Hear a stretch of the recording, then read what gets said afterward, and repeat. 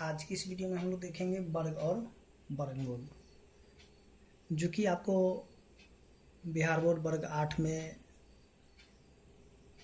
उसके बाद सुगम गणित भाग 3 या फिर केसी सिन्हा वर्ग 8 है, तो उसमें आपको जो ये वाले एक्सरसाइज मिल जाएंगे। तो आज की इस वीडियो में हम लोग चर्चा करेंगे वर्ग के बारे में, और इसका जो है फिर से अगला वीडियो होगा तो उसमें जो हम लोग देखेंगे वर्गमूल के बारे में।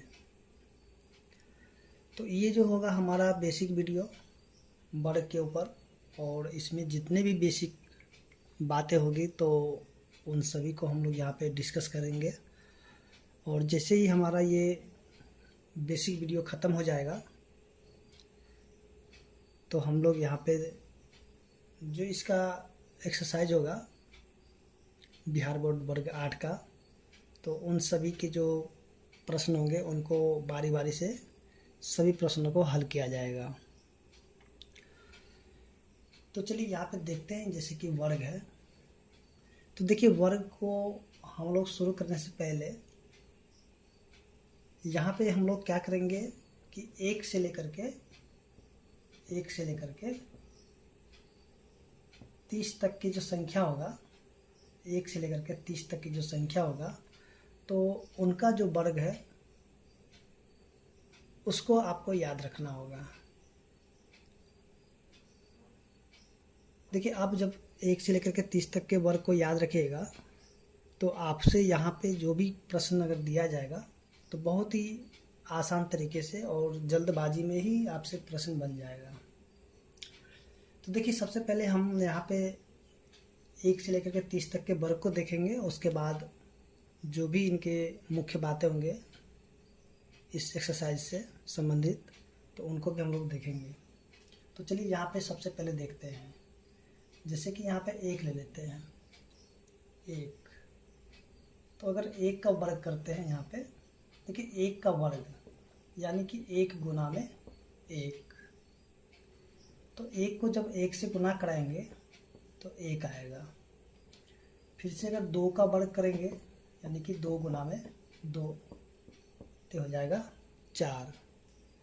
उसके बाद 3 का वर्ग यानी कि 3 गुना में 3, जो कि हो जाएगा 9 हो जाएगा। उसके बाद 4 का वर्ग अगर करेंगे यहाँ पे तो 4 गुना में 4, जो कि हो जाएगा 16। 5 का वर्ग 5 गुना में 5, 25 हो जाएगा। 6 का वर्ग 6 गुना में 6, 36। 7 का वर्ग 7 गुना में 7, यानी कि 49। उसके बाद 8 का वर्ग करेंगे तो 8 गुना में 8, यानी कि 64। 9 का अगर वर्ग करेंगे तो 9 गुना में 9, 9 नमा 81। उसके बाद देखिए यहाँ पे जो है 10 का वर्ग किया जाए तो 10 गुना में 10, यानी कि 100। इसी प्रकार से हम यहाँ पे जो है यानी 1 से लेकर के 30 तक के जितने भी वर्ग है उन सभी को पहले लिख लेते हैं, उसके बाद हम लोग आगे बढ़ेंगे। अब देखिए 11 का अगर वर्ग करेंगे तो 11 गुना में 11, यानी कि 121 हो जाएगा। 12 का वर्ग 12 गुना में 12, 144। सॉरी, यहाँ पे 13 का वर्ग होगा 13 गुना में 13, 169। 14 का वर्ग 14 गुना 14, 196। उसके बाद अगर 15 का वर्ग किया जाए, 15 गुना में 15, 225। 16 का वर्ग 16 गुना में 16, 256। 17 का वर्ग 17 गुना में 17, 289। 18 का वर्ग, 18 गुना में 18 324। 19 का वर्ग, 19 गुना में 19 361। 20 का वर्ग, 20 गुना में 20 क्योंकि 400।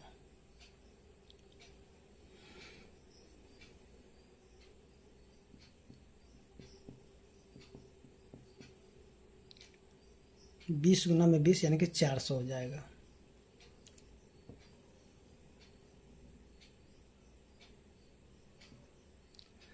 अब यहाँ पे देखिए 21 का वर्ग, 21 गुना में 21 441। 22 का वर्ग यानी कि 22 गुना में 22 484। 23 का वर्ग, 23 गुना में 23 529। 24 का वर्ग, 24 गुना में 24 576। 25 का वर्ग, 25 गुना में 25 625। उसके बाद 26 का वर्ग, 26 गुना में 26 676। 27 का वर्ग, 27 गुना में 27 729। 28 का वर्ग, तो ये हो जाएगा 28 गुना में 28 784। 29 का वर्ग, 29 गुना में 29 841। 30 का वर्ग, 30 गुना में 30 900। तो आपको यहाँ पे क्या करना है, सबसे पहले 1 से लेकर के 30 तक के जितने भी वर्ग हैं तो उन सभी को आपको क्या करना होगा, याद कर लेना होगा। ठीक है, तभी जो आप देखिएगा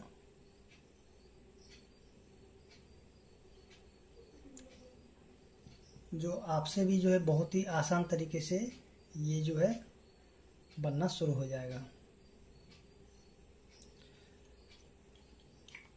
तो चलिए यहाँ पे जो अगली बातें हैं उनको हम लोग जानते हैं। देखिए इसी में एक और बात हम लोग समझ लेते हैं, जब इसको लिखे ही है तो इसमें हम एक चीज़ और समझते हैं।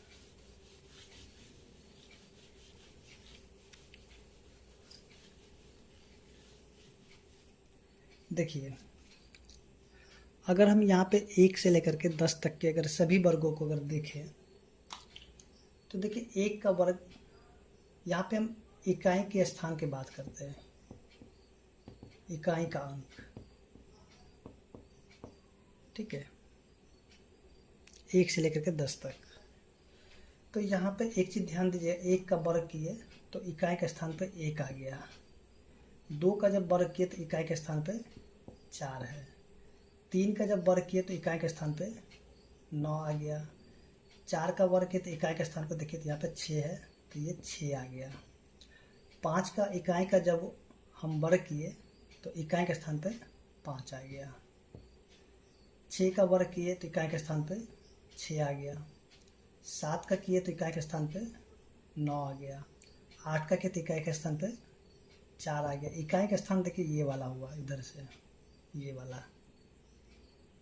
ठीक है, 9 का जब वर्ग किए तो इकाई के स्थान पे 1 आ गया। उसके देखिए 10 का जब हम वर्ग किए तो यहाँ पे जो शून्य, एक तो शून्य था 10, तो यहाँ पे शून्य की संख्या हो गया डबल हो गया। ठीक है, 10 का जब हम किए देखिए यहाँ पे 2 ठो शून्य की संख्या, यानी कि इसका अभी इकाई के स्थान पे 0 ही है, लेकिन यहाँ पे डबल 2 0 हो गया। ठीक है, इस चीज़ को याद रखिएगा। अब यहाँ पे हम क्या ध्यान देंगे, देखिए यहाँ पे जो पहला बात क्या हो जाएगा कि अगर इकाई के अंक का इकाई के स्थान पे, ठीक है, इकाई के स्थान पे अगर ये सभी संख्याएं, ये जो यहाँ से देख रहे हैं आप, इसमें क्या क्या दिख रहा है, 1 है, 4 है, उसके बाद 5 है, 6 है, 9 है और यहाँ पे डबल जीरो है। तो जिन संख्याओं के अगर इकाई के स्थान पर ये संख्याएं अगर होंगे तो वे संख्याएं जो है पूर्ण वर्ग हो सकती है। क्या हो सकती है? पूर्ण वर्ग हो सकती है। ठीक है, होगा ऐसा नहीं कहेंगे, पूर्ण वर्ग संख्या हो सकती है, हो सकती है। कब हो सकती है? जब इकाई के स्थान पे क्या क्या हो सकता है? देखिए यहाँ पे 1 हो सकता है, 4 हो सकता है, उसके बाद 5 भी हो सकता है, 6 भी हो सकता है, उसके बाद 9 है और यहाँ पे शून्य की संख्या यानी कि डबल हो जाएगा। ठीक है, अब तो यहाँ पे कुछ नहीं, 1 हो गया, 4 भी हो गया, 5 भी हो गया, 6 भी हो गया, 9 भी हो गया और यहाँ पे शून्य की संख्या डबल हो गया। तो अगर ऐसा होगा जिसकी इकाई के स्थान पे 1, 4, 5, 6, 9 और डबल जीरो होगा तो वे संख्याएं पूर्ण वर्ग संख्याएं हो सकती है। ठीक है, हो सकती है, ध्यान दीजिएगा। ठीक है, अब देखिए कौन सी संख्याएं हैं जो पूर्ण वर्ग संख्या नहीं हो सकती है। तो आपको जो यहाँ पे डायरेक्ट भी क्वेश्चन में ऐसा पूछा जाता है कि बिना भाग दिए या फिर बिना ऐसे ही बताए अनुमान से बताएं कि कौन सी संख्या पूर्ण वर्ग संख्या हो सकती है। तो आपके उसके जो इकाई का स्थान आप देख लीजिएगा, अगर इकाई के स्थान पर अगर ये वाली संख्याएं मिल जाएगी तो आप यहाँ पे कह सकते हैं कि हाँ वो जो संख्याएं पूर्ण वर्ग हो सकती है। अब देखिए यहाँ पे एक चीज़ ध्यान दीजिएगा, देखिए इसमें कौन कौन सी संख्याएं नहीं आया है। तो देखेंगे यहाँ पे 2 नहीं आया, 3 भी नहीं आया, 7 भी नहीं आया और 8 भी नहीं आया। कौन कौन सी संख्या नहीं आया? 2 नहीं आया, 3 नहीं आया, 7 नहीं आया और 8 नहीं आया। अगर जिनके यानी जिन संख्या के अगर इकाई का अंक 2, 3, 7 और 8 होगा तो वे जो है पूर्ण वर्ग संख्याएं नहीं हो सकती। इस चीज़ को आप याद रखिएगा। ठीक है, अगर चलिए यहाँ पे कर लेते हैं अगर, ठीक है, चलिए इसको यहाँ से हटा लेते हैं। अगर इकाई का अंक अगर इकाई का अंक 2, 3, 7 और 8 हो तो वह पूर्ण वर्ग संख्या नहीं हो सकती, नहीं होती है। आप इस चीज़ को याद रखिएगा क्योंकि आपको ये वाला जो है ना बहुत ही काम देगा आगे प्रश्न में। ठीक है, तो उम्मीद करते हैं कि आपको यहाँ तक समझ में आ गया होगा। बस इस चीज़ को याद रखिएगा। ठीक है, अगर इकाई का अंक 2, 3, 7, 8 हो तो वह पूर्ण वर्ग संख्या नहीं हो सकती है। ठीक है, ठीक है, थोड़ा सा नीचे कट रहा है तो चलिए थोड़ा सा देख लीजिए इसको भी नीचे में।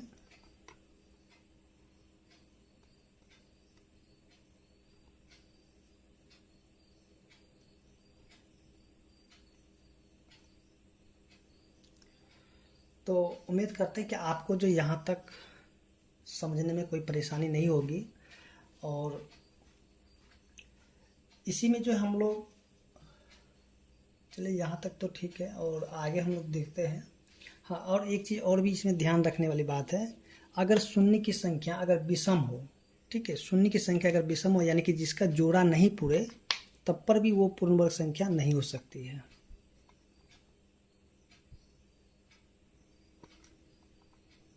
ठीक है, इसमें एक चीज़ और हम लोग लिख लेते हैं, अगर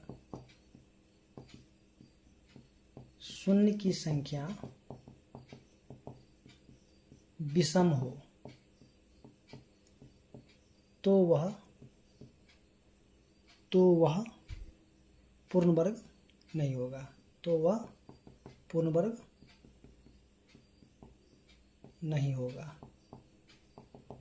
ठीक है, अगर शून्य की संख्या विषम हो, शून्य की संख्या क्या होना चाहिए? विषम। जैसे कि आप देखिए यहाँ पे शून्य की संख्या यहाँ पे मान लीजिए 3 गो हो या फिर 5 गो हो जाएगा तो वो जो है ना वो पूर्ण वर्ग संख्या नहीं हो सकता। इस चीज़ को भी आप याद रखिएगा।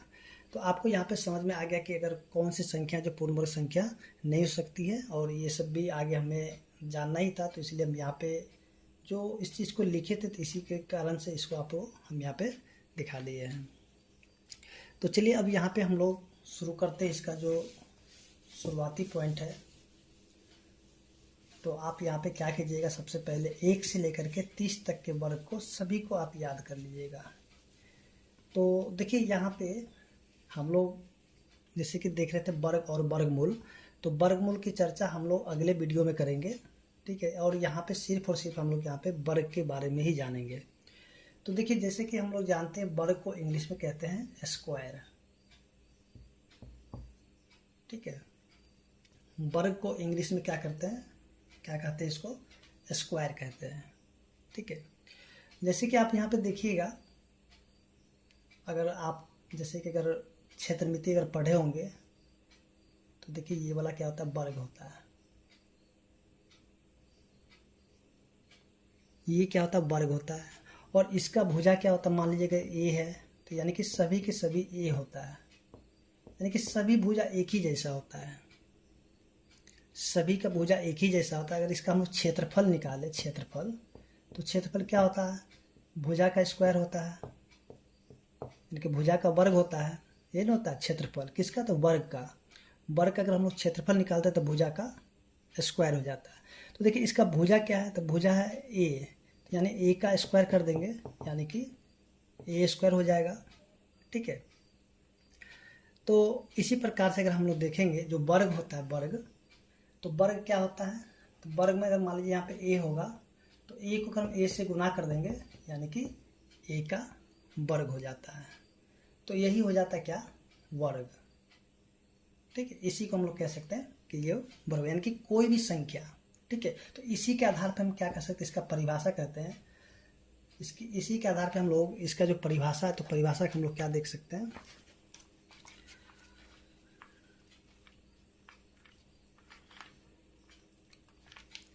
तो चलिए यहाँ पे इसका जो परिभाषा हो जाएगा, इसके आधार पे हम लोग देखेंगे, तो किसी संख्या को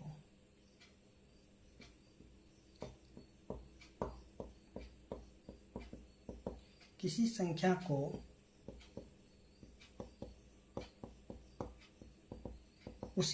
से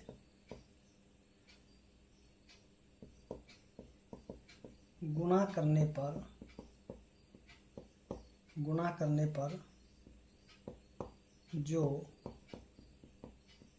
प्राप्त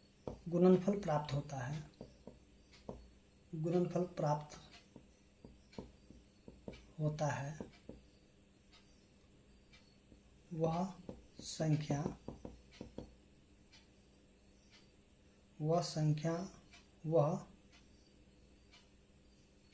वह उस संख्या का वर्ग कहलाता है, ठीक है। जैसे कि आप यहाँ पर देखिएगा, ए को गुना के ए से, ठीक है, तो इसका जो गुणनफल हुआ, ये जो इसका जो गुणनफल क्या हो गया, ए का वर्ग हो गया, ठीक है। तो इसी को हम लोग क्या कहते हैं, वर्ग कहते हैं, ठीक है। जैसे कि देखिए किसी संख्या को उसी संख्या से गुना करने पर जो गुणनफल प्राप्त होता है, वह उस संख्या का वर्ग कहलाता है। अगर यहाँ पे उदाहरण के तौर पर अगर हम लोग देखेंगे, जैसे कि देखिए 2 का अगर हम करेंगे, 2 का वर्ग करते हैं, यानी कि 2 गुना में 2, तो क्या हो जाता है, 4 हो जाता है। यानी कि ये जो 2 का वर्ग है, यानी कि इसी संख्या को, यानी स्वयं से खुद से गुना किया गया, यानी कि 2 को 2 से ही गुना किया गया, तो 4 हो गया। अगर यहाँ पर 3 का वर्ग करें, यानी कि 3 गुना में 3, तो देखिए 3 को जब 3 से गुना के कितना हो जाता है, 9, यानी कि इसका जो गुणनफल कितना हो गया, 9 हो गया। यानी कि 3 को 3 से, यानी कि खुद से गुना किया गया, तभी जो कि वो वर्ग बन गया, यानी कि 9 हो गया, ठीक है। तो इसी प्रकार से हम इसके जो यहाँ पे जो दिया गया, तो इसी के आधार पे ये इसका जो परिभाषा है तो वो हो चुका है। तो चलिए अब आगे देखते हैं। तो आगे हमें याद रखने वाली बात क्या है, जैसे कि हम लोग पीछे में जैसे ही देखे थे, ठीक है। पहला पॉइंट, चलिए यहाँ पे स्टार्ट करते हैं पहला पॉइंट से। तो देखिए पहला पॉइंट में हम क्या याद रखेंगे, जैसे कि जिस संख्या के अंत में जिस संख्या के अंत में 2, 3, 7 और 7, चलिए यहाँ पे हो जाएगा और 8 हो तो वह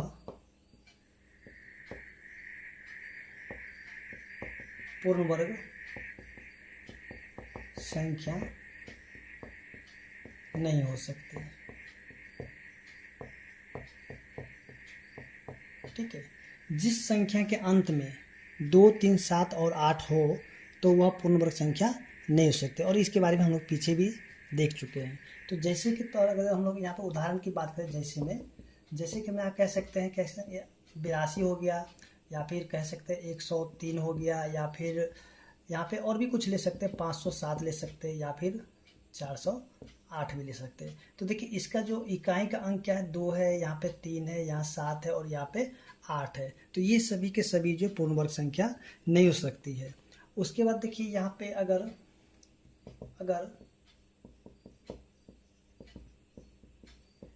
शून्यों की संख्या विषम हो तो वह पूर्ण वर्ग संख्या नहीं हो सकती।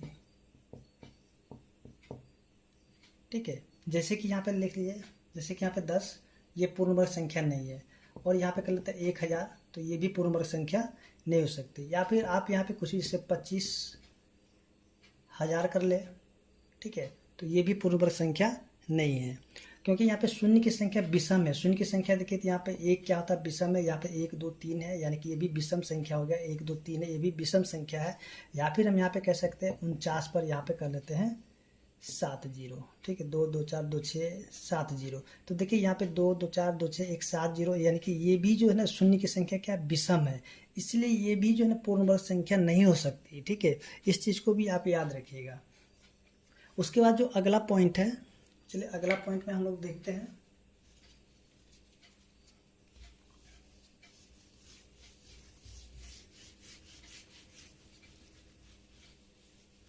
देखिए अगला पॉइंट में क्या होगा, चलिए यहाँ पे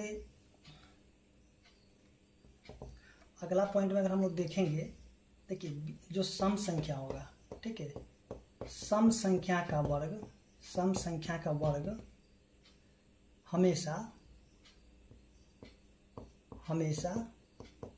सम होता है। ठीक है, हमेशा क्या होगा, सम संख्या ही होगा।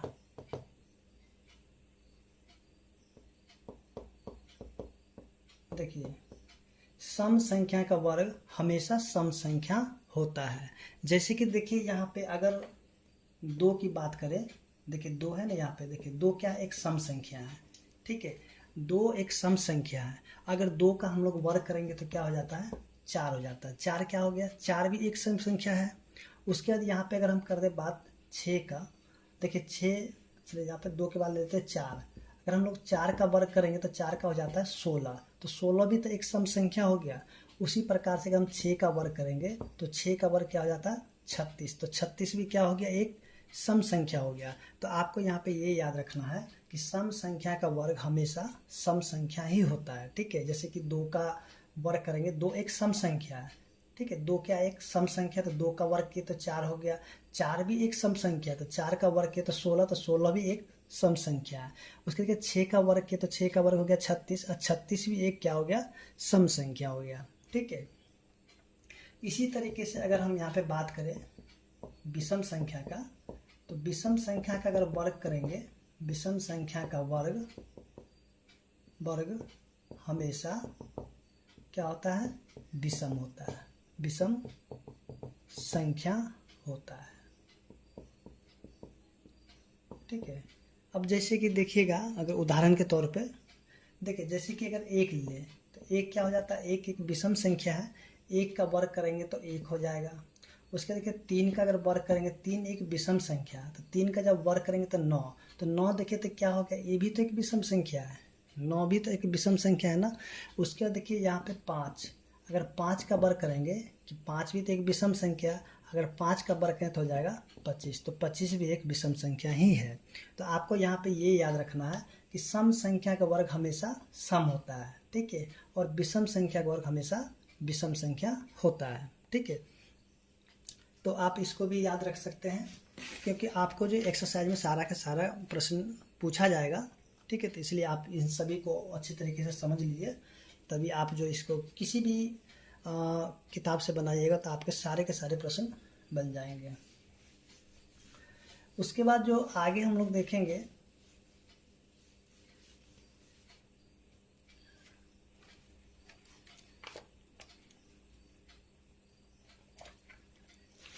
देखिए यहाँ पे जो अगला बात है, जैसे कि हम लोग देखें पाइथागोरस त्रिक, पाइथागोरस त्रिक देखेंगे, पाइथागोरस त्रिक, ठीक है। तो पाइथागोरस त्रिक अब ये होता क्या है, तो सबसे पहले हम लोग यहाँ पे एक संख्या देखते हैं, 3, 4 और 5, ठीक है। तो देखिए पाइथागोरस त्रिक के लिए हम क्या याद रख सकते हैं, देखिए यहाँ पे 3 है तो 3 का वर्ग कीजिए, और यहाँ पे देखिए 4 का वर्ग कीजिए, और ये जो ना बराबर होना चाहिए कितना, ये 5 के वर्ग के बराबर, यानी कि दो जो छोटी संख्या होगी तो छोटी संख्या का वर्ग जो होगा वो बड़ी संख्या के बराबर होना चाहिए। तो देखिए 3 का वर्ग करेंगे तो क्या हो जाएगा, 9 हो जाएगा, और 4 का वर्ग करेंगे तो हो जाएगा 16, और 5 का वर्ग करेंगे तो हो जाएगा 25। तो देखिए यहाँ पे 9 और 16 कितना हो जाता है 25, और देखिए 25 बराबर 25 हो गया है, ठीक है। तो इसलिए ऐसी इस प्रकार की जो भी संख्या होगा तो वो क्या हो जाएगा, पाइथागोरस त्रिक हो जाएगा, ठीक है। उसके बाद देखिए इसी में अगर हम लोग एक संख्या लेते हैं, मान लीजिए यहाँ पे 4 लेते हैं और 5 लेते हैं, चलिए यहाँ पे 6 भी ले लेते हैं, ठीक है।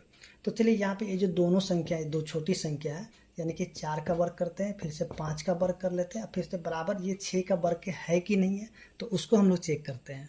देखिए 4 का वर्ग करेंगे तो 16 हो जाएगा, 5 का करेंगे तो 25 हो जाएगा, और 6 का वर्ग करेंगे तो 36 हो जाएगा, और इनको जब हम जोड़ेंगे तो 41 होगा, और ये जो देखिए बराबर नहीं हुआ किसके, 36 के, ठीक है, बराबर नहीं हुआ, तो इसलिए हम यहाँ पे कह सकते हैं ये जो 4, 5 और 6 है वो पाइथागोरस त्रिक नहीं है, ठीक है।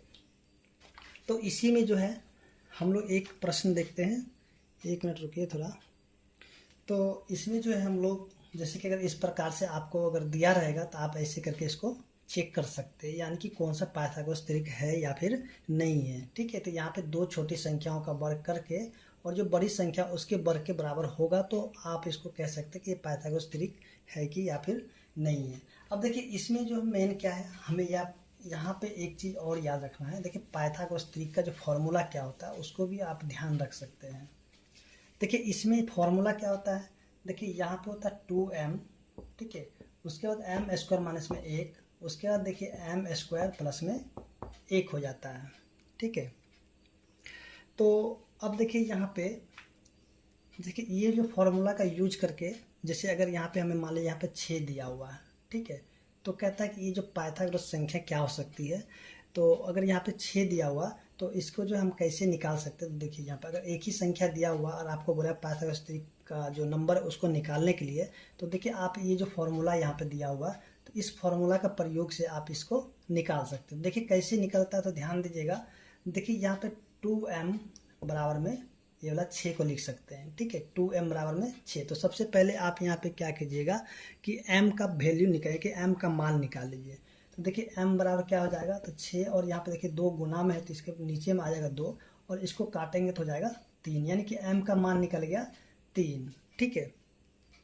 तो अब यहाँ पे हम क्या करेंगे, ये जो है यहाँ पे हम इसको रख करके देखते हैं इसका मान क्या निकलेगा।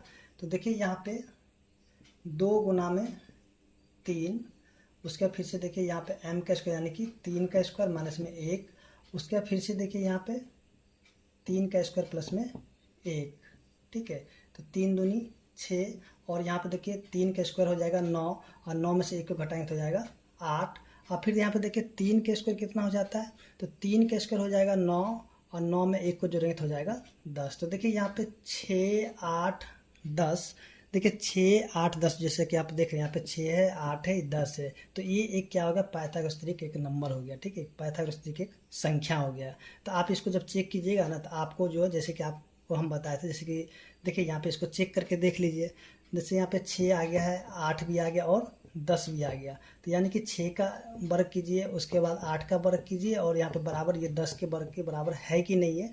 देखिए 6 का करेंगे तो 36, 8 का करेंगे तो 64, और ये 10 का 100, और इनको भी जोड़ेंगे तो ये भी 100 हो जाएगा। तभी हम कह सकते हैं, यानी कोई भी अगर नंबर एक दिया रहेगा तो उससे जो हम इसका जो पाइथागोरस थ्योरी का जो नंबर होगा उसको हम लोग ऐसे निकाल सकते हैं। ठीक है, उसके बाद जो है हम लोग आगे समझते हैं। देखिए यहाँ पे जो है वर्ग निकालने के हम लोग और भी तरीके देख सकते हैं। जैसे कि आपको यहाँ पे देखिएगा, सबसे पहले आपको हम यहाँ पे दिखाते हैं विकर्ण मेथड के द्वारा, यानी कि विकर्ण विधि से जो किसी संख्या का वर्ग हम लोग कैसे निकाल सकते हैं विकर्ण विधि से। ठीक है, तो चलिए यहाँ पे देखते हैं विकर्ण विधि क्या होता है। तो इसको बोलते हैं डायगोनल मेथड। ठीक है, जैसे कि आप यहाँ पे देखिएगा, अगर मान लीजिए यहाँ 15 है, ठीक है, 15 का वर्ग निकालना है। किसका निकालना? 15 का वर्ग निकालना, हमको निकालना विकर्ण विधि के द्वारा। ठीक है, तो चलिए यहाँ पे हम लोग देखते हैं। देखिए यहाँ पे ये जो है एक इस प्रकार से एक हम लोग वर्ग बना लेते हैं। सबसे पहले देखिए बनाने के बहुत से तरीके हैं, चलिए एक दो तरीका आपको हम यहाँ पे बता देते हैं। जैसे कि विकर्ण विधि है, देखिए यहाँ पे एकदम बीचों बीच से एक वर्ग बना लीजिए। ठीक है, और यहाँ पे क्या कीजिएगा, यहाँ से एक लाइन ऐसे करके खींच लीजिए, फिर यहाँ से ये वाला के खींच लीजिए, और यहाँ से इसको भी खींच लीजिए, फिर से यहाँ पे ये वाला। ठीक है, ये जो 15 है, तो देखिए यहाँ पे जैसे कि हम लोग जानते हैं 15 का वर्ग क्या होता है, 15 का यानी कि 15 गुना में 15 करते हैं। तो देखिए यहाँ पे 1 और यहाँ पे 5, यहाँ भी 1 और यहाँ पे 5 हो जाता है। ठीक है, तो अब देखिए इसको सबसे पहले गुना, 1 को 1 से गुना करके कितना हो जाता है, 1 हो जाता है। तो यहाँ पे लिखिए 0 और यहाँ पे लिख दिए 1। फिर 1 को गुना कर दिए 5 से, तो 5 को 1 से तो 5 एकम 5, तो यहाँ पे 0 हो जाएगा और यहाँ पे क्या हो जाएगा, 5 हो जाएगा।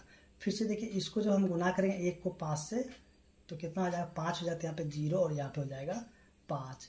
फिर से देखिए ये जो 5 है और इस 5 से गुना करते 25, तो यहाँ पे 2 हो जाएगा और यहाँ पे 5 हो जाएगा। ठीक है, तो अब देखिए यहाँ पे ये जो 5 है, इस 5 को ऐसे करके आप जोड़ दीजिए। यहाँ से ये 5 हो गया, और फिर से ये वाला सभी को जोड़िए, तो कितना होगा, 5 5 10 2 12। ठीक है, इनको जोड़ने पे कितना हो गया, 12। फिर से देखिए इसको जो इन तीनों को जोड़िए, तो क्या हो जाएगा, 1 हो जाएगा। ठीक है, उसके देखिए यहाँ पे 1 हो गया, अब यहाँ पे 0, तो चलिए 0 को छोड़ दीजिए। अब यहाँ पे हम क्या करेंगे, 15 का वर्ग निकालते हैं। तो देखिए 15 का वर्ग कैसे निकलेगा, तो सबसे पहले ये जो 5 है, तो इस 5 को लिखेंगे। उसके देखिए इधर से इकाई का अंक ले लीजिए, तो 2 है, तो यहाँ पे 2। अब ये जो 1 बच गया 1, तो इस 1 को इसके नीचे लिख दीजिए। ठीक है, यहाँ पे 1 हो गया था, इसको जोड़ने पे 1, तो देखिए ये जो 1 है इसके नीचे लिख लीजिए। तो 1 1 कितना हो गया, 2। तो ये जो 2 है, तो इसके बराबर में ला करके लिख दिए। देखिए तो 15 का वर्ग कितना हो गया, 225 हो गया। ठीक है, तो ये हो जाता है आपका विकर्ण विधि। ठीक है, और एक आता है जिसको हम लोग कह सकते हैं क्षैतिज विधि, जो कि हॉरिजॉन्टल मेथड होता है। तो चलिए उसको भी हम लोग देखते हैं कैसे होता है। जैसे मान लेते हैं यहाँ पे 19 का वर्ग करते हैं। ठीक है, तो देखिए ये क्या होता है, सबसे पहले हम इसको देखेंगे। जैसे a प्लस में b का होल स्क्वायर। ठीक है, इसको हम लोग बोलते हैं क्षैतिज विधि, यानी हॉरिजॉन्टल मेथड बोलते हैं इसको, क्षैतिज विधि। तो देखिए यहाँ पे क्षैतिज विधि, एक मिनट था सर, विधि देखना था, तो इसको बोलते हैं स्तंभ विधि। ठीक है,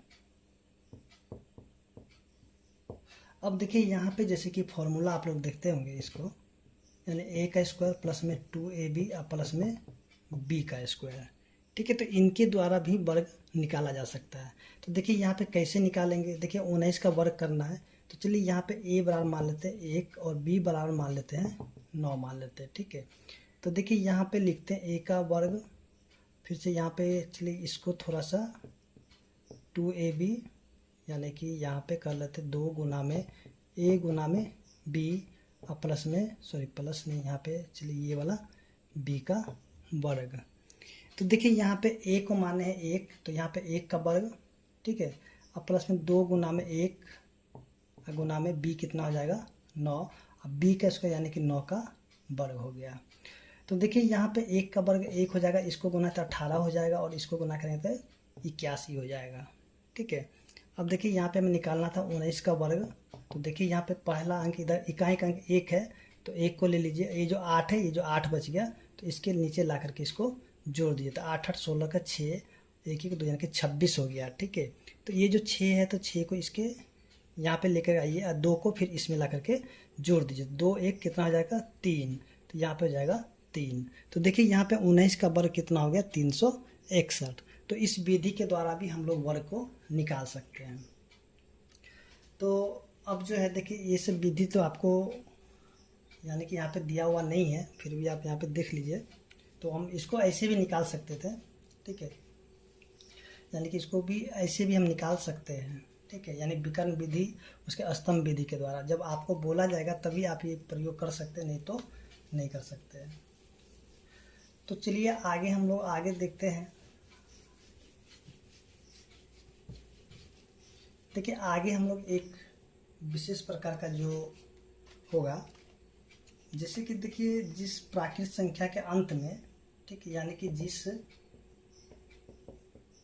प्राकृत संख्या के अंत में, प्राकृत संख्या के अंत में 5 हो तो उसका वर्ग प्राप्त करना, ठीक है। यानी कि जिस संख्या के अंत में जो है ना 5 अगर होगा तो उसका जो वर्ग कैसे हम लोग प्राप्त करते हैं आसान तरीके से। तो यहाँ पे देखिए जैसे कि मान लीजिए यहाँ पे 15 का वर्ग, ठीक है, या फिर 25 का वर्ग, 35 का वर्ग, यानी फिर 115 का वर्ग, या फिर आप कुछ भी ऐसे इसी प्रकार के वर्ग को आप लीजिए जिसके इकाई का अंक पे कितना, इकाई के स्थान पे 5 होना चाहिए, ठीक है। तो देखिए इसके लिए आप क्या कीजिए, जैसे कि आप यहाँ पे देखिए 15 का वर्ग यानी कि 15 गुना में 15 हो जाता है। तो देखिए सबसे पहले आप क्या कीजिए, ये जो 5 को 5 से गुना कर दीजिए, ठीक है। 5 को 5 से गुना कीजिए, कितना हो जाएगा 25 हो जाएगा। और ये जो पहली वाली संख्या है तो उसमें 1 ला करके जोड़ दीजिए, एक अपने मन से जोड़ दीजिए। तो एक में जब 1 को जोड़े कितना हो जाएगा, एक में जब 1 को जोड़े तो हो जाएगा 2, और 2 को जब फिर से 1 से हम गुना करें इससे तो 2 का 2 हो जाएगा, ठीक है, यानी कि 225 हो जाएगा। इसी प्रकार से अगर 25 का वर्ग करेंगे यानी 25 गुना में 25, देखिए 5 को 5 से गुना करें क्या हो जाएगा 25 हो जाएगा।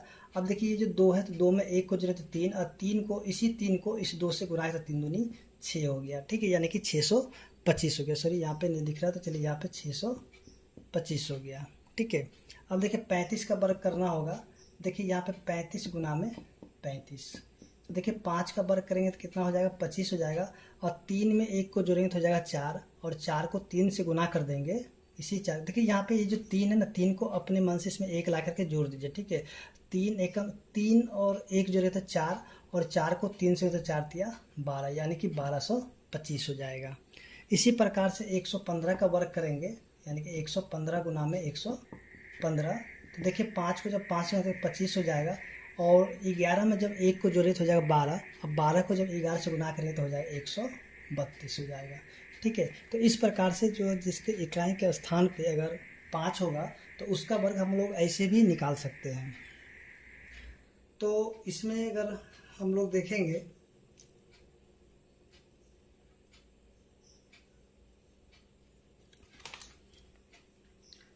तो अब यहाँ पे हम लोग समझते हैं आगे। देखिए यहाँ पे आप जो इसको और भी तरीके से बना सकते हैं, ठीक है, फॉर्मूला का यूज करके भी बना सकते हैं, लेकिन ये सबसे आसान तरीका, जैसे कि आप यहाँ पे एक बार फिर से कर देख लीजिए। जैसे देखिए यहाँ पे अगर ये 15 है तो देखिए 1 प्लस में 1, ठीक है, फिर से गुना में 1, ये वाला इधर से 1, अब फिर से यहाँ पे जो ये 25 है इसको गुना कर दीजिए, कितना हो जाएगा 2 गुना में 1, तो कितना हो जाएगा 2, और 5 को 5 से गुना करके यहाँ पे 25 को ऐसे लिख सकते हैं, ठीक है। या तो फिर आप यहाँ पे डायरेक्ट भी कर सकते हैं इसे। अब देखिए आगे अगर हम लोग देखेंगे इसी में,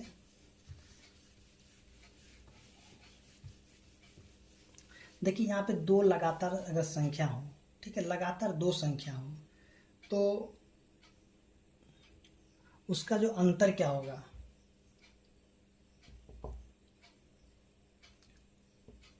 दो क्रमागत या फिर लगातार, जो भी उसे क्रमागत संख्याओं का वर्ग। तो जैसे कि यहाँ पे आप देखिएगा, मान लीजिए यहाँ पे 2 का वर्ग हो, चलिए यहाँ पे कर लेते हैं 3 का वर्ग और घटाओ में 2 का वर्ग। तो देखिए यहाँ पे क्रमागत संख्या यानी कि 2 है 3 है, ठीक है, यानी कि लगातार संख्या है 2 और 3। तो जैसे कि आप यहाँ पे एक फॉर्मूला देखे होंगे, ए स्क्वायर माइनस में बी का स्क्वायर।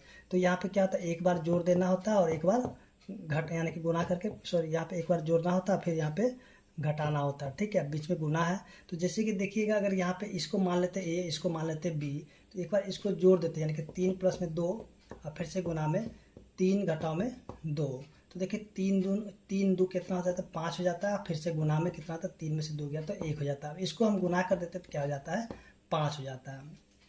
तो देखिए आपको यहाँ पे इतना नहीं करना है, ठीक है। अगर आपको यहाँ पे दो क्रमागत संख्या दिया हुआ, अगर उसका वर्ग करना होगा, यानी उसका संख्याओं का वर्ग का अंतर, ठीक है, अगर अंतर करना होगा यानी कि घटाना होगा, तो आप इसको कैसे घटा सकते हैं। तो सीधे सीधे आप यहाँ पे क्या कीजिएगा, चलिए यहाँ पे इसी को देखते नीचे में, जैसे कि देखिए यहाँ पे 3 का वर्ग और घटा में 2 का वर्ग। तो आपको इतना नहीं करना था, सीधे सीधे क्या कीजिए, इन दोनों को जोड़ दीजिए, यानी कि 3 और 2 क्या हो जाएगा, 5 हो जाएगा। इसी प्रकार से आप देखिएगा, अगर यहाँ मान लीजिए 6 का वर्ग और माइनस में 5 का वर्ग, तो इसके लिए आप इतना लंबा नहीं करके सीधे सीधे क्या कीजिएगा, 6 और 5 को जोड़ दीजिए तो हो जाएगा 11, इसका उत्तर हो जाएगा, ठीक है। जैसे कि आप यहाँ पे इस फॉर्मूला पर अगर बैठाइएगा, ये वाला फॉर्मूला पे, तो आपको जो ये वाला आंसर आ जाएगा। उसी प्रकार से यहाँ पे अगर मान लीजिए कि अगर 29 का वर्ग और माइनस में 28 का वर्ग, ठीक है, तो ये क्या हो जाएगा, 28 और 29 को जोड़ेंगे तो कितना हो जाएगा, यानी 57, 9 8 17 के 7, 2 2 4 1 5, ठीक है। यहाँ पे अगर ऐसा दिया रहेगा तो आप क्या कि दोनों संख्याओं को जोड़ दीजिए, ठीक है, तो यहाँ पे इसका अंतर हो जाएगा। तो उम्मीद करते हैं कि आपको जो यहाँ पे जो क्रमागत संख्याओं का वर्ग का अंतर है वो समझ में आ गया होगा। तो चलिए आगे हम लोग देखते हैं।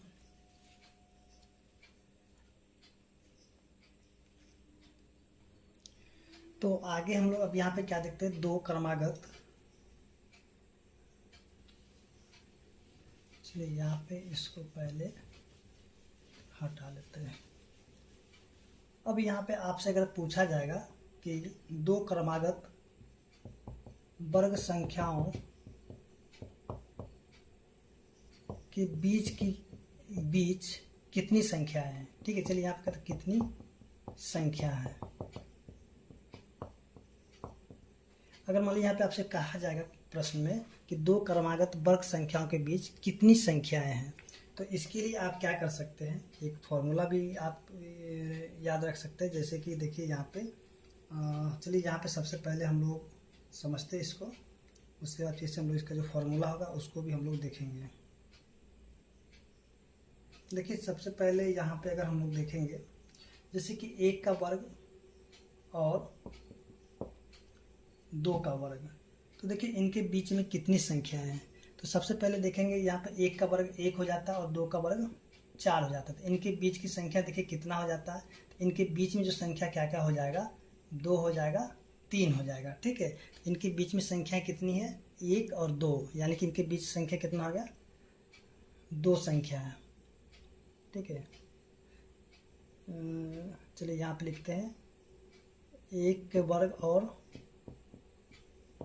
2 के वर्ग के बीच 2 संख्या है। कितनी संख्या है, 2 संख्या। देखिए 1 और 2 है ना, 1 और 2 यानी कि 2 संख्या है। तो 1 के वर्ग और 2 के वर्ग के बीच कितनी संख्या, 2 संख्या है, ठीक है। उसी प्रकार से अगर हम लोग आगे देखते हैं, जैसे कि यहाँ पे 2 का वर्ग कर लेते हैं और 3 का वर्ग करते हैं, तो देखिए इनके बीच में कितनी संख्या हो सकता है। 2 का वर्ग करेंगे तो 4 और 3 का वर्ग करेंगे तो 9 हो जाएगा। तो देखिए 2 और इसके बीच, इसे 4 और 9 के बीच में कौन कौन सी संख्या है, तो 5 है, 6 है, 7 है, 8 है। तो इनके बीच में कितनी संख्या है, तो इनके बीच में संख्या है 4। देखिए 1 2 3 4, ठीक है।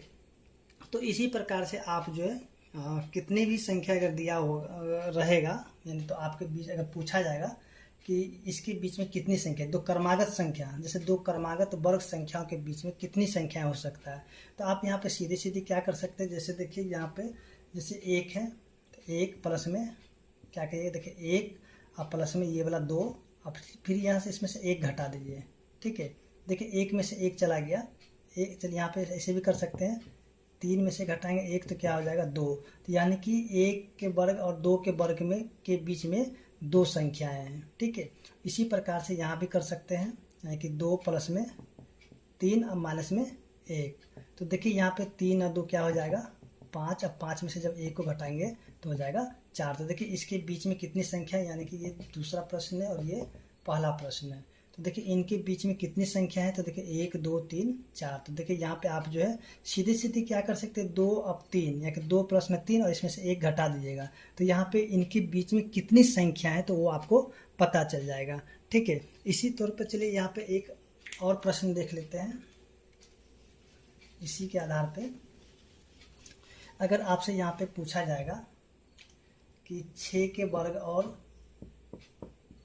7 के वर्ग के बीच कितनी संख्याएं हो सकती है, तो इसके लिए आप क्या कीजिएगा, उतना लंबा नहीं करके सीधे सीधे यहाँ पे 6 प्लस में 7 और माइनस में 1 कर दीजिए। देखिए 6 और 7 कितना हो जाएगा 13, और 13 में से जब 1 को घटा देंगे तो हो जाएगा 12, यानी कि 6 का वर्ग और 7 के वर्ग में 6 के वर्ग और 7 के वर्ग के बीच जो है 12 संख्याएं हो सकता है, ठीक है। तो उम्मीद करते हैं कि आपको यहाँ तक समझ में आ गया होगा। तो आगे जो हम लोग समझेंगे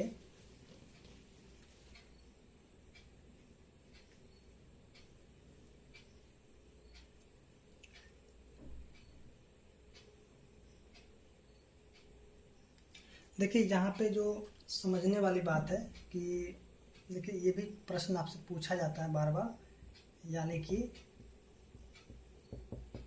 क्रमागत विषम संख्याओं का जोड़, ठीक है, यानी कि लगातार विषम संख्याओं का जोड़ क्या हो सकता है। तो सबसे पहले अगर हम यहाँ पे देखेंगे एक विषम संख्या, तो एक का वर्ग क्या हो जाता है, यानी एक का वर्ग करेंगे तो एक हो जाता है, ठीक है। उसके बाद देखिए अगला जो विषम संख्या एक होता है, फिर आगे क्या होगा तीन होगा, तो एक प्लस में तीन तो कितना हो जाता है चार हो जाता है, जो कि ये आपका दो का वर्ग होता है।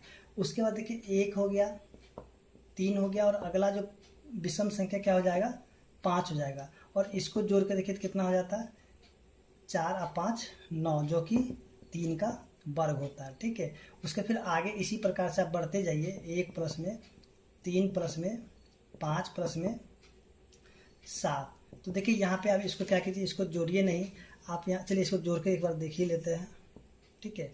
देखिए यहाँ पे क्या हो जाएगा चार और पाँच नौ, नौ सात 16, ठीक है। तो देखिए यहाँ पे आप क्या कीजिएगा, सीधे सीधे इसको अगर निकालना होगा तो यहाँ पर देखिए ये जो है ना, यहाँ पे ये सीधे सीधे आप क्या कीजिए n का वर्ग कर दीजिए, ठीक है। तो आपका आंसर यहाँ पे डायरेक्ट भी निकल सकता है। जैसे देखिए n का मान एक है, तो अगर यहाँ पे विषम संख्या अगर एक है तो एक का वर्ग करें तो एक, यानी कि एक हो जाएगा। अब देखिए यहाँ पे n कितना, तो एक दो, तो n बराबर कितना हो जाएगा दो, ठीक है। तो दो यानी कि n का वर्ग, सॉरी यहाँ पे दो का वर्ग करेंगे तो कितना हो जाएगा चार, ठीक है। तो इस प्रकार से संख्या दिया था, सीधे सीधे आप संख्या को गिन लीजिए कितना एक दो, तो यहाँ पे दो का वर्ग चार हो गया। अब देखिए यहाँ पे एक दो तीन, यानी कि यहाँ पे तीन का वर्ग कर लिए तो तीन का वर्ग क्या हो जाएगा 9 हो जाएगा, ठीक है। अब देखिए एक दो तीन चार, यानी कि चार का वर्ग 16 हो जाएगा। तो सीधी सीधी आप यहाँ पे ये जो फॉर्मूला इसको आप इसको याद रख सकते हैं। अगर क्रमागत विषम संख्या दिया हुआ अगर इसका जोड़ करना होगा तो आप यहाँ पे n का स्क्वायर कर लीजिएगा तो उसका आंसर आ जाएगा। और इसी प्रकार से अगर हम एक प्रश्न और देखें, जैसे एक प्लस में तीन प्लस में पाँच प्लस में सात प्लस में नौ प्लस में 11 प्लस में 13 प्लस में 15 कर लेते हैं यहाँ पे। तो देखिए इसको अगर हम जोड़ेंगे तो क्या आएगा, तो देखिए यहाँ पे इसको जोड़ना नहीं है तो सीधे सीधे आप क्या कीजिए, इसको गिन लीजिए कितनी संख्या, यानी n क्या है, ठीक है। तो n बराबर क्या होगा एक दो तीन चार पाँच छः सात आठ, यानी कि n बराबर 8 हो गया। तो सीधी सीधी यहाँ पे क्या कीजिए कि 8 का वर्ग कीजिए, तो 8 का वर्ग कितना हो जाएगा 64 हो जाएगा, ठीक है। तो यानी कि इन सभी को जब हम जोड़ेंगे तो ये 64 के बराबर हो जाएगा, ठीक है। तो इस प्रकार से आप किसी भी क्रमागत विषम संख्याओं का जोड़ कर सकते हैं। उसके बाद जो है इसी में एक आता है क्रमागत विषम संख्याओं का घटाव। ठीक है, तो चलिए इसको भी हम लोग समझते हैं कि क्रमागत विषम संख्याओं का घटाव अगर दिया रहेगा तो उसको कैसे करेंगे। तो देखिए यहाँ पे जैसे कि एक संख्या ले लेते हैं 81। ठीक है, 81 ले लेते हैं और इसको हमें क्या करना है, इसको जो है क्रमिक घटाव के द्वारा इसका हमें वर्ग निकालना है। ठीक है, तो कैसे निकालेंगे, देखिए सबसे पहले हम लोग जानते हैं कि जो विषम संख्या होता है 1 होता है, उसके बाद 3, 5, 7, 9, 11, 13। ठीक है, ऐसे करके हम लोग आगे बढ़ते हैं। ये क्या होता है, विषम संख्या। तो इसमें हम क्या करेंगे, इसमें से सबसे पहले घटाते हुए चलेंगे। जैसे 81 में से 1 घटाएंगे तो हो जाएगा 80। फिर जो 80 को यहाँ पे लिखेंगे, 80 में से अगली विषम संख्या को घटाएंगे तो हो जाएगा 77। फिर ये 77 को यहाँ पे लिखेंगे और फिर इसमें से घटाएं अगला विषम संख्या यानी कि 5, तो कितना हो जाएगा 72।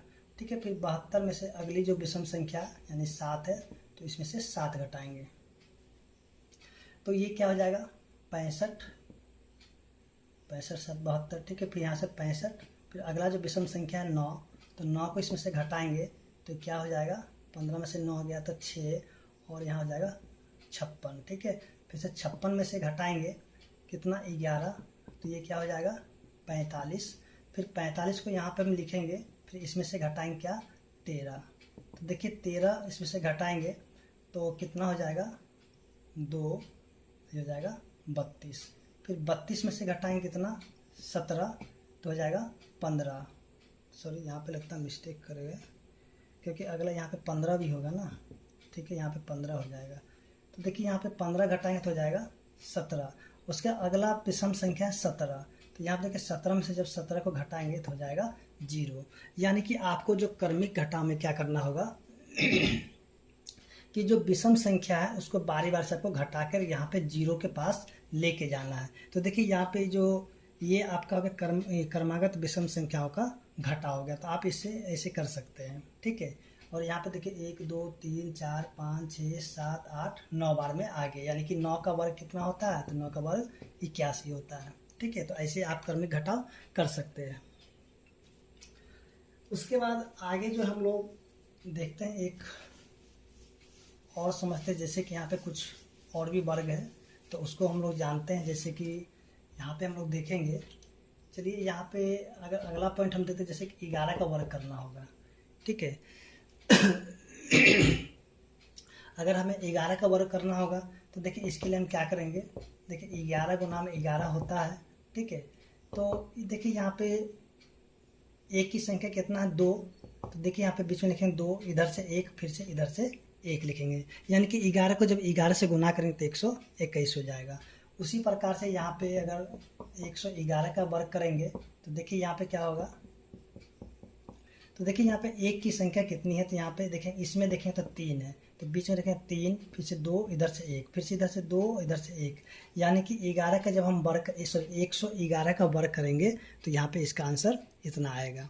उसी प्रकार से अगर हम आगे देख लेते हैं इसकी, चलिए यहाँ पे 11 की संख्या कितना 6, यानी कि इसका वर्ग करेंगे। ठीक है,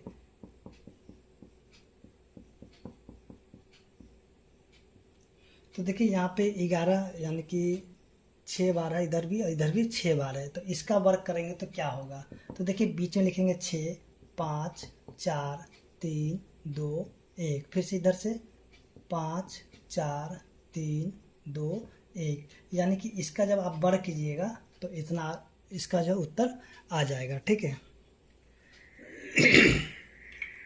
तो ये सभी को आपको जो है अगर दिया रहेगा तो आप ऐसे भी करके आसानी से निकाल सकते हैं।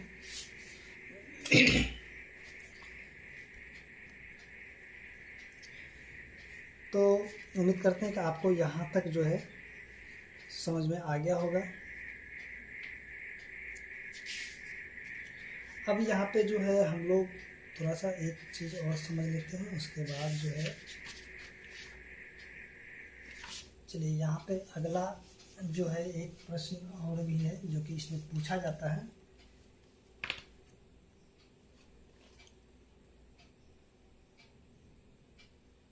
देखिए यहाँ पे 3 वर्ग के